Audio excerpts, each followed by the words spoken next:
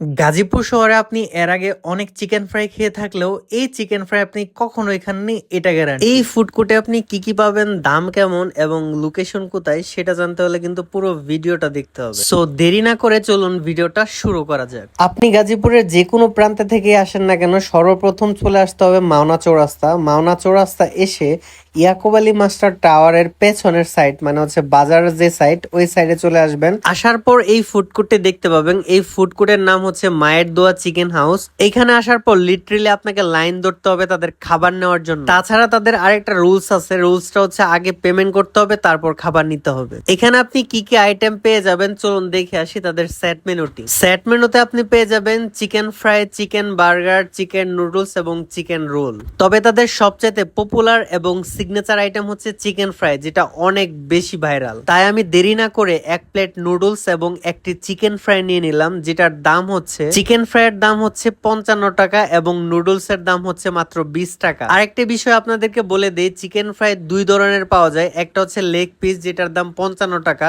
আর এটা হচ্ছে অন্যান্য পিস, যেটা হচ্ছে 50 টাকা। দাম অনুযায়ী এই আইটেমগুলোর টেস্ট একেবারে টপ নচ। আপনারা যারা মাওনার আশেপাশে থাকেন বা গাজীপুরে থাকেন অবশ্যই ট্রাই করে যাবেন। অলরেডি যদি টেস্ট করে থাকেন এই আইটেমের টেস্ট কেমন কমেন্ট করতে ভুলবেন না। সো আজকে ভিডিও এই পর্যন্ত। ভিডিওটা শেষ পর্যন্ত দেখার জন্য ধন্যবাদ সবাইকে। দেখা হবে নেক্সট ভিডিওতে।